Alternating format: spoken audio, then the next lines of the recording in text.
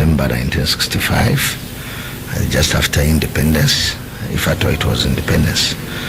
I've gone through schools. I'm an agricultural economist and also a would-be lawyer very shortly.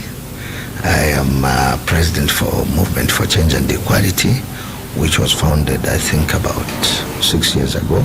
We've been on the landscape of politics for 43 years myself. Yeah, and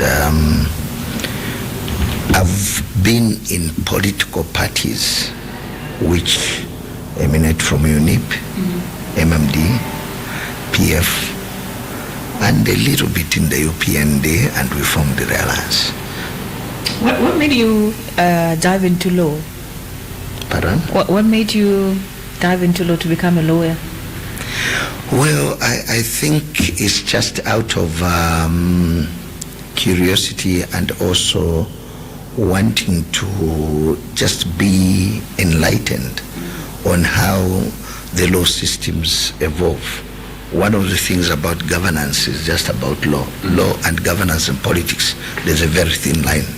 So you'll find that it becomes very interesting that you should have a little bit of knowledge about how laws come about, how laws evolve, and how laws can be abused, and how power can also be used to either develop a nation or make it very underdeveloped. Has it been working for you so far? Pardon? Has it been working for you? It worked tremendous for me.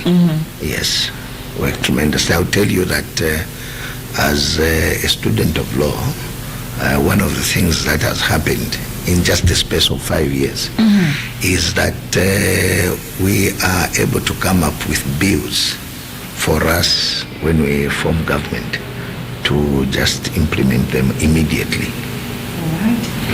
Okay, so now as a former partner of the UPND Alliance, how would you describe your current relationship with the Alliance or the New Dawn government after your departure, your resignation? Very, you call it platonic, very cordial, nothing like hemophilia coming to me or them. I don't think so. I don't think so. They are colleagues. You know, politics is just exchange of ideas and debates. You can be for or against, so it shouldn't be a matter of life and death. So I don't see any animosity between myself, Akainde, Comrade Milopi, Mutati. I'm able to work. I talk to Akainde myself on the phone. I share certain videos. He's a very busy man, but we do share even what I feel should be done on particular issues. Yes. Okay, so just to take you back a little bit though, I would like to find out what sparked your interest to enter into the political arena or the political space. What was it that thrust you into this? Well, as I earlier said and intimated, is that I have been on the political landscape for 42 years. So I started my political career and journey when I was in Form 2. You can't believe that I was a district youth chairman when I was in Form 2. And those who know me, those who've grown up together, they will be able to attest that I didn't know that I started practicing politics. So it's like it's part of me. Okay. Wanting to serve. Wanting to serve. Yeah. And so now, with your desire to serve, so far from all the different, I would say, your interaction within the political arena, because you have got years of experience, what would you say are some of the key things that you have learned that you now still apply even today, from the beginning? Very, very important question, and I think even those who are aspiring for leadership in politics should take this very, very important. One of the things that I've learned is to be truthful and be honest to self, because many people have labeled politics to be a dirty game, which is not. It's the people and their intents which are not correct in many, many instances. The other thing I've learned is to have faith in oneself. And this faith, I mean, we're spiritual beings. So, yeah, but I've chosen to be a Christian myself. So That's another thing I've learned. The other thing I've learned is that most people who go into politics, purportedly leadership, they don't go there for good intents. The vast majority. Even today as we are speaking, most of these political parties, they are not there to serve. I'm not trying to demean or criticize anybody, but this is what I've learned. I could be very wrong, but this is what I've learned. Now, talking about intention, do you intend to join any political alliance in the future? You see, joining political alliances is part of our constitutional mandate that we should associate with the like minds, whether they are political parties, they are corporate entities, individuals and the like. Those who wish to become members, they become members to our political party. But there's something very, very important that I have learned in the recent association in the UPND Alliance. And that is that, you see, when you crowd personal agendas other than the group agendas, it becomes very difficult to hold together. Yes. So for now, I wouldn't say that we're joining any other alliance, and may I also take a disclaimer that we're not saying that we will not join. So this is not my personal decision. It's a decision of the collectiveness of the members of the Movement for Change and Equality. Can you run us through your decision as to why you decided to resign or rather step aside from the alliance? Basically, what we are promising the people has not come to fruition by those of our colleagues who were given the opportunity and mandate to actually be in government. That is basically that. You know, there was 5 fundamentals that we agreed upon that we should do away from partisan persuasions and partisan interests, and also policy positions as political parties, including the UPND. So we had to agree on these fundamentals, which one of them is excruciating poverty for the Zambians, to deal with it, deal with the economy, deal with corruption, deal with the tribalism and the unity of the nation, and make Zambia a prosperous, such fundamentals. Now, if they are working against the very Zambians, I find it a little bit deceitful and hypocritical for me to continue. And also my colleagues found it not worth continuing in this particular alliance. The other reason is that I think when you're in an alliance, it's a partnership, and partnerships call for respect and also inclusiveness. I don't think our friends, particularly in the UPND, have treated this as a partnership. They treated other political parties as surrogates who should just toe the line and follow them. And it's not a good relationship. Why have we seen this occurring too many times, of why a lot of alliances are not working out? We have seen there is Oka, we have seen there is Tonse, we did see also the current government, the UPND, also formed alliances. Why have we seen that there is disassociation when it comes to alliances in Zambia? Basically, it's the legal framework.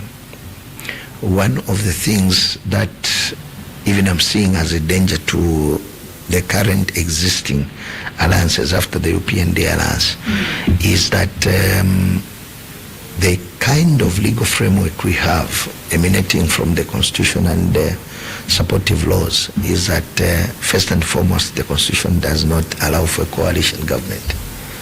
Number 2 is that the governance of this country is a heavily presidential. Everybody toes the line of the president, one man, one office.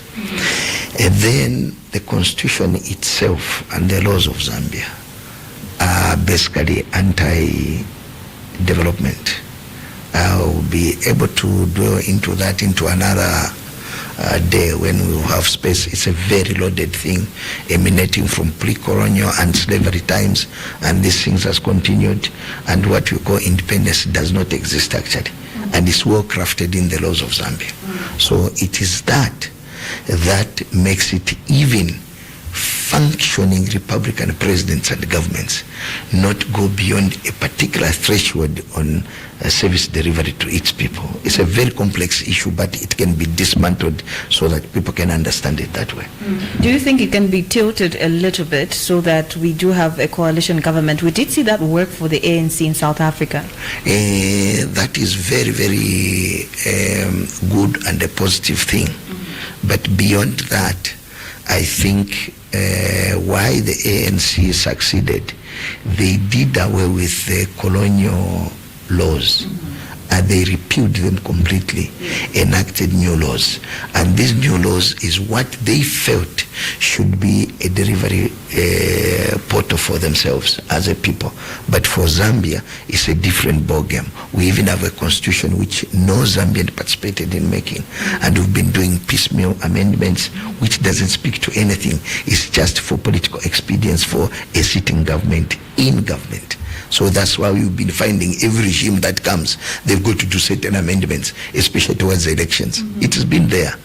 You can just go down, you Google this, you can see these things. So this phenomenon does not speak to stability and sustainability.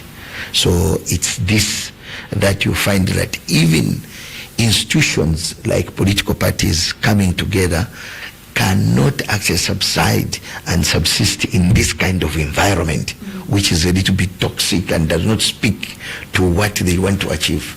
So it becomes inhibiting, and then tilting is not what we need. We need to repeal the constitution of Zambia and make a new constitution.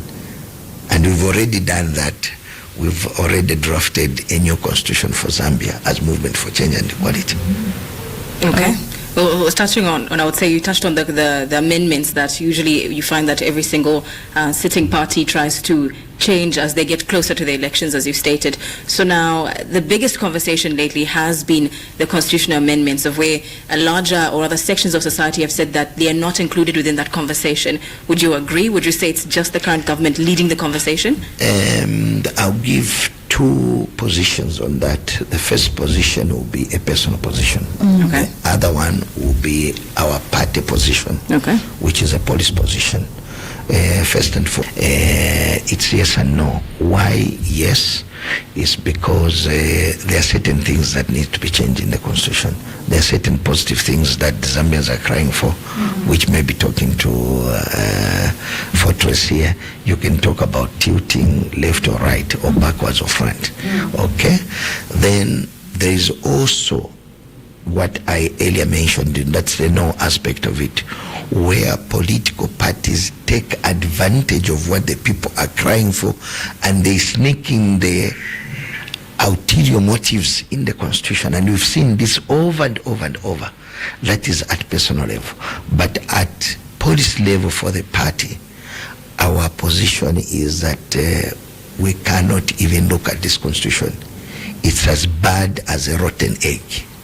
I'm speaking from a very in-depth, because of its genesis and how it was crafted for basically socio-economic exclusions, and also to actually have a project embedded into there, a program of poverty, so that Zambians cannot be meaningful participants in this economy. So that space is taken for neoliberal and foreign interest and foreign capital. We do have a call at the moment. Hello, good morning. Good morning, Paul. Good morning. What's your name and where are you calling from? Nsaka. Okay, you can go ahead. What's your question or comment? Good morning, President Simeon. Good morning, sir. How is the morning? We are okay, sir. Thank you, sir. No, I just wanted to drive 2 points in form of a question to President Simuyemba. Yes, sir. I think we have seen that the president has directed the local councils to work on feeder roads now that the rain season is done. And particularly in areas such as Northwestern, I think the road networks are very bad, especially Minunga Road. we have seen that the Kasensere gold mine is open, but the road is still very bad, and most vehicles, they usually have problems, and it's impossible going to these areas such as Mungunga. How can we bring potential to such places where many people want to go and do mining? President Simuyemba. Then second, I just wanted you to share more a bit as to why you left the UPND alliance, because I still feel that they needed you.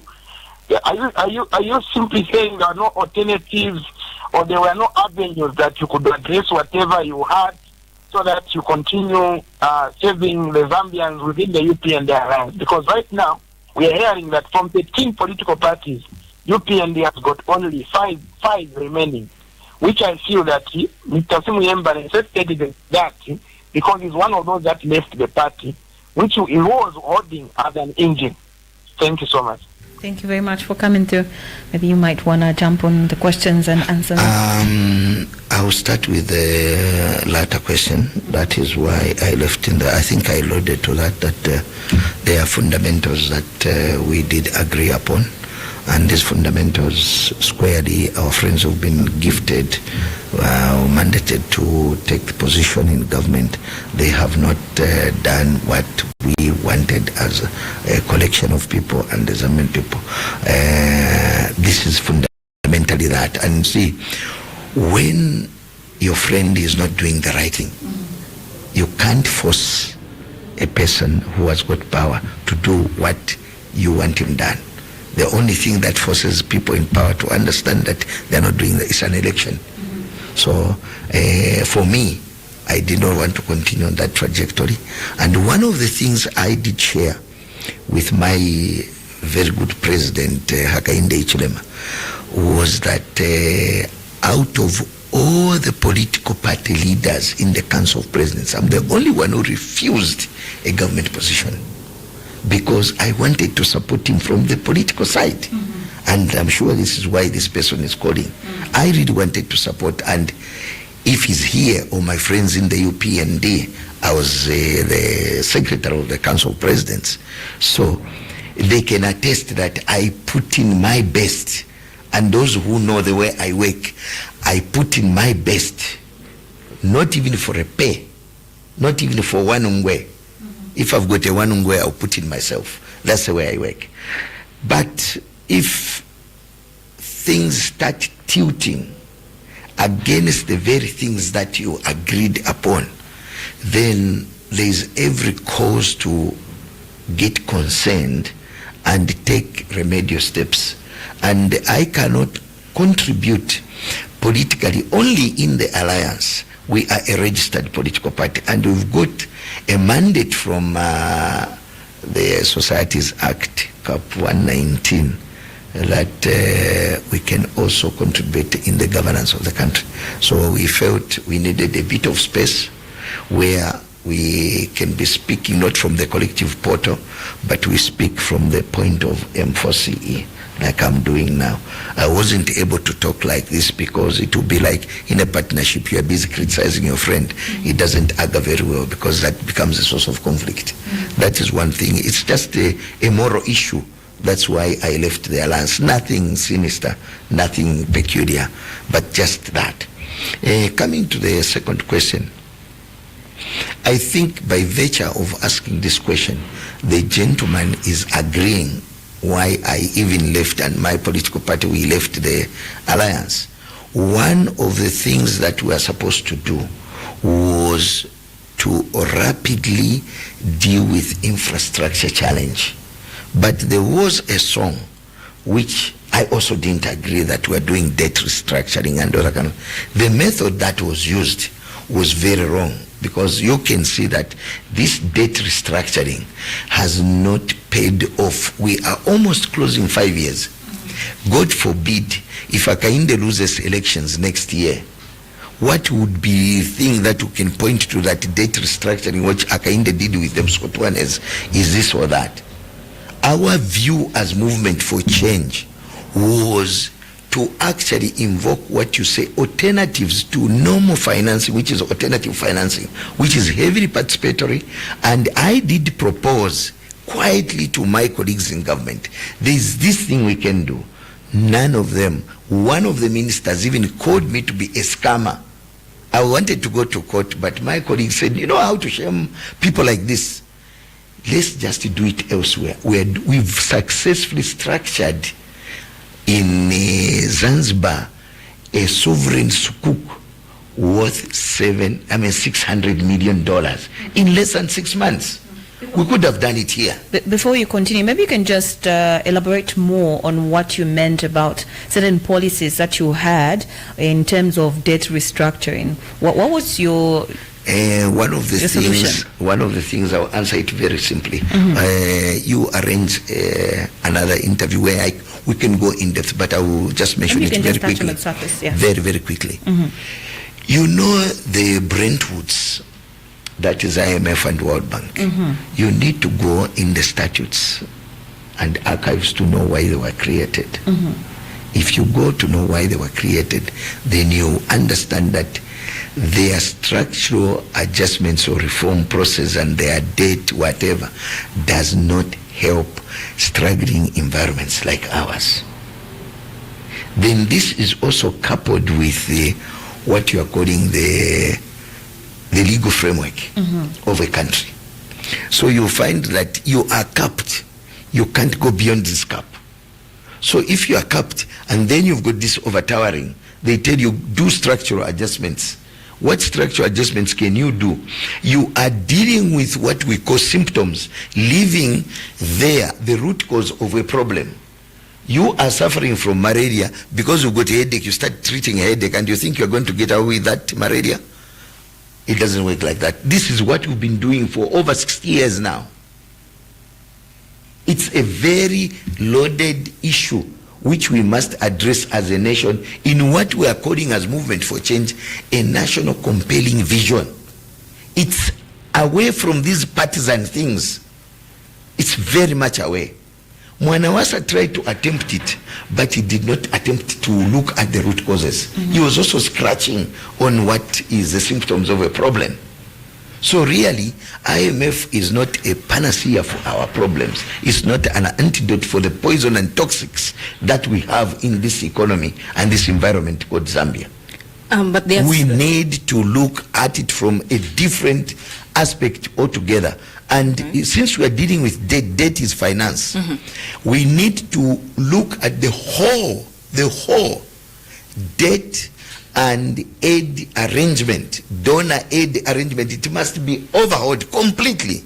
Okay. Yes, because it's meant for predatory reasons to actually keep you impoverished and people continue with their extractions from this economy. Are you saying that the aid cut has worked in our favor? Excellently. It's a wake-up call, though we didn't plan for it, that at this particular point to have this. You see, I don't like addressing colleagues in public like this. But one of the things that we suggested at the formation of the alliance was that we should re-look at the donor aid arrangements, because we've had pronouncements from them. You see, European economies are falling, the Western economies are falling, and you find if people are challenged, even the way they give should they become a challenging issue to them. So we should have started planning exits way back after 1991. And successive governments have paid a deaf ear and a blind eye to this phenomenon. So to me, the successive governments have not been responsive enough and sensitive enough to read what is written, Power FM on the board like they haven't been sensitive. If they were, we wouldn't have been in this situation where we are. The HIPIC was a very big indicator or red flag, you may call it, under Mwanawasa and Magande. May their souls rest in peace. That was a very, very big indicator to us. And one of the things we should have looked at is to start reorienting the economy towards somewhere, not paying lip service. One of the things we've continued paying lip service to is not only debt contraction. Debt contraction is for the lazy people lazy thinkers. That's what brings about every time you don't have salt, you go and say Kalova. Every time you don't have bread, Kalova. Every time you don't have money to send a child to school, Kalova. You can't live like that. Even at personal level, at household level, you can't live like that. This is how we've been living. And now we even look statutes, budgets which are being put before Parliament, where a debt component is put there. We are very happy. Look at the budget template. The budget template was given us by the people from England, and it's now a law, what you call the budget law. It comes every year, and if you look at the budget template, what changes there are figures. The template is still there from 1964, or to be very, very honest, from 1968. We've used the same template over and over and over and over, and we expect changes to happen to this economy. Something that doesn't work. Come on, Zambians. You are young, I can see you are young, and as young people, I think this generation I'm in, we've been failing you. And even the generation that have come before us have failed you, and we cannot continue. We must put a stop to this so that at the end of the day, this generation can have a fresh start, a divorce from this mediocrity that we faced all this time. Also, now touching on, I say still continuing with debt, we do have news agencies such as Bloomberg stating or reporting that Zambia is yet to sign final bilateral deals with such as the Export-Import Bank of China, if I should say, for at least 1.4 billion of loans. So even as we are now diverting, leaving the West as we've always gone with, us taking a route of working with China and other nations, is that still a bad direction? Are we still failing? I'll tell you one thing. There was a famous saying during the Magande time. He used to say, we are going to borrow for production and not for consumption. That was rhetoric, because the way the economy is structured, I'll tell you without mincing words that what is being restructured is for the Chinese nationals and the Chinese interests, not for Zambian interests. So the saying of how we are diverting away from paternalistic style of aid, that's not... It is the same thing. I'll tell you without also mincing words that West or East, the thinking is the same over Africa. The thinking is the same. This is a place of harvest. They need to harvest so that they can deal with their issues in their industries and the like. So it is naive for us to be looking east or west, but of course we need to exist in the geopolitical arena as a weak economy. We must be alive to that, but there are certain things we can do fundamentally, not to tilt, but to actually start shedding off some of these things. And the starting point is with the laws that govern us, the regulations that govern us, and also to do away with what I would call very hopeless laws, the laws of England. We have them in our laws. Did you know that? The laws of England. So why should you have laws of another jurisdiction to you or whatever? Okay. Let international laws, if they do exist. This is Voice of the People. You can come through. The phone lines are open. The number is 0979 192 I did not even talk about the road network in Northwestern Province. Yes, maybe we can dive into that later. We are live on Beats TV. That is channel 92 on Topstar. And you can come through on 0955 997 997. Joining us in the studio, we do have Mr. Kaluba Simuyemba, President of the Movement for Change and Equality and former UPND Alliance partner. And of course, we are sharing his perspective on certain issues that we are touching on. Maybe you can touch on the feeder roads that the caller pointed out. You see, infrastructure is a very important thing, and what he's talking about, I'm just coming from Northwestern and Western Province. I've been there for 16 days. One of the things that we are still crying about is the symptoms. What has made successful governments, the roads I was passing through, they've never been graded, just graded, since 1967. It's not a joke. And it's not only Northwestern, it's all over the country. Even here, you just drive 20, 30 kilometers out of Nsaka in Chongwe here, you find this kind of roads. They are there. Shumabala, you find this kind of roads. So the point is, why is it that governments have been budgeting for these roads, but they've never been touched? That's where the hemorrhages come into play. And that's why centralized way of governance may not be very feasible. We've seen a bit of what decentralization can do in the CDF. We've seen a little bit of that. But it's too small a portion into a big ocean to actually even be noticed that you're doing anything. So the way to go is to restructure governance in such that decentralization, the local government apparatus should start functioning beyond what the colonialists did. We had rural councils and town councils.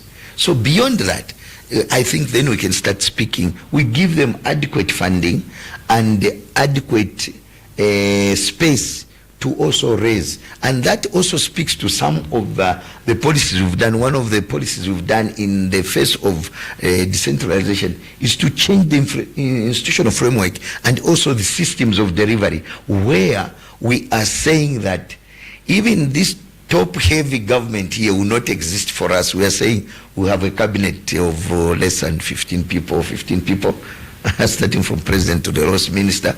We shall not have provincial ministers. We shall have provincial governors who will be at the level of deputy secretary of cabinet, and that the vice president should be given a full mandate to run the local government sector, which the president is running the central government sector and international relations. So we've talked about these things to start speaking to the challenge. Now, with the roads that we are stressed with debt, alternative financing, which is participatory financing, is a solution. We've got a lot of unmopped resources, and the capital markets are the answer. We're calling them green bonds or sovereign bonds. They work wonders. One kwacha. Imagine 20 million people putting a one kwacha every day into the basket, just a one kwacha. For 365 days, how much money is that if you've got the calculation? Not these jokes you're having a CD of money, 36 million. That's a joke. Okay, so are you trying to say, Mr. Kaluba, that the money that has been availed to us through debt hasn't worked its full purpose, hasn't served anything? And it will never work. That I can tell you with certainty of a Jewish prophet, it will never work. Because the intent behind that is to mask and extort. Mask and extort. That's all. Now touching on to, I would say still continuing within that vein, what would you say are some of the other specific strategies that the UPND government must implement if they plan to deliver on their economic promises? First and foremost, the first strategy is for them to look into understanding what the problem is. They don't seem to understand. The UPND as a government, the UPND as a party. What is the problem actually? Just understanding. You see, understanding is something else. It comes from realization. And some of these things come as a revelation. That's the Chimbuno plan into government. Trust me on that one. They have no clue what the problem is. Not that they don't want, they just don't have a clue. Maybe you have a clue. Maybe you can tell us here. Not a clue. We have a revelation and a realization. What is that revelation? One of the things, principally, is that this government and successive regimes are not in control of the apparatus of power here. Then who? That's why the Constitution did something. Okay. You need to read the Independence Constitution of 1964. You need to understand the colonial legacy of 40 years from 1924 to 1964. You need to understand the precursor to that, starting from the Berlin Conference. Then you come to the Royal Charter of 1990, where these things, when I say predatory, are actually put in pen and paper in black and white. So you don't have control as a country. And they also drafted and gifted you with the laws of Zambia, which you cannot change unless you do certain radical things. There is no referendum. There is no self-determination. Everything starts and ends at a president. And if a president, God forbid, if it's a puppet president, what do you expect? The puppeteer will continue having what they planned and what they've fashioned into there. That becomes now a call for a national compelling vision beyond partisan issues. So then in this case, who is the puppeteer though? Pardon? Who is the puppeteer? The people who colonized us, the British. You've seen what Tony Blair is doing in State House. It's not something that the president is on record himself. When he was talking about the PDU, Presidential Delivery Unit, he says, I and Tony Blair, we planned on how we are going to rule this country. Why should a foreigner and a former prime minister of a colonial master be part of the narrative? You mean there are no Zambians who got brains to do things here? It was said in public domain there. Those statements are heavy and telling. Now, speaks heavy. Now, don't you think we need international relations? Foreign policy. Do you know what self-determination is? No one would take stock and interest of Zambians' problems and challenges better than the Zambians themselves. If you have foreign interest and so-called foreign relations, they'll come to abuse you because you've given them space. Are you saying the aid that we have been receiving has been abused? It is just abusive. Most of it is just abusive, and most of it goes back. Mr. Kalumba, nobody buys ARVs, nobody buys TB, tuberculosis medications. There is as in that works. Can I say something? Can I say something? Go ahead. Can I say something? Go ahead, please. Do we want, as Zambian people, and are we proud to be receiving tablets from America? Do we have the capacity to make them? We have the capacity. We've negated. For how long has this HIV pandemic been here? Those are manufactured drugs. How much money have the American governments poured into this economy ever since HIV started? It's maybe billions. With 1 billion, can't you set up a plant here?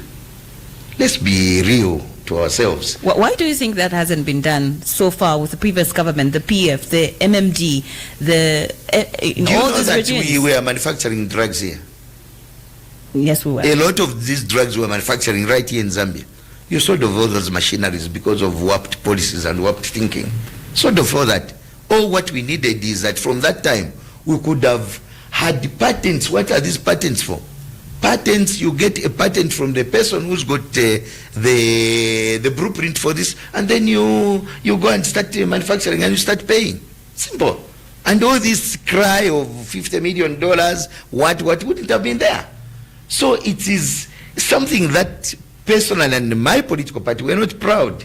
We are saying this is a good thing to make us start thinking. Now, for the sake of argument, let's say we give you the platform next year, you win the elections. What are you going to do? First and foremost is that the industrial base must be actualized as a very, very, very, very urgent priority in this economy. Why is that? We've got a lot of raw materials here which are exported to go and be inputs in other jurisdictions and other factories. Then we have these things back here and we start buying them at colossal amounts of money. That's not correct thinking. The next thing is that we have to change the education system, which has produced laborers, not thinkers, not creative people. Next is that we must stop the export, not only these other raw materials, exports of minerals. We can leverage on minerals big time, big time. But we are failing to leverage even with what we have. Next is that there are a lot of scientific innovations and revelations. Talk about medicine, talk about energy, a lot of them. I have members who are professors who are discoverers of a lot of things. Energy we have, we don't need this load shedding. This is playing around. Let's dive into load shedding. Yes, I'll come to that. We don't have time for that, actually. I just want to finish this. I want to finish this sentence. That road construction, there are a lot of innovations. So really, what we are doing is that we've masked people with ingenuity, and then we continue. Both debt contracting, we get small commissions. This buying of ARVs and buying of medicine, we get small commissions, or we get cuts and all that kind of. This is the hemorrhages I'm talking about. So this thing has continued. So let's have people in government. If you gave us the chance, trust me, and the Zambians should trust us, that even before they vote for us, let them come and engage us, not on platforms like this. I know most of them cannot come out in the open. Those who've been to our secretariat, they've asked only one question: where have you been? I said there's always a time when revelation comes to the table. There's always a time. Unfortunately, we wish we could continue this conversation, but we are running out of time. This is Voice of the People, rather this has been Voice of the People. You can join us every single weekday. And our guest today in studio has been Mr. Kaluba Simuyemba, who's the president of the Movement for Change and Equality, and also a former UPND Alliance partner. And he was sharing his perspectives on critical issues and the current political landscape. Thank you so much for joining us today. Thank you so much. My last words will be that there's a lot we can do to ourselves and for ourselves. Most of the things that are happening are anti-Zambian people. The challenges we have are very artificial. The poverty we have is very artificial.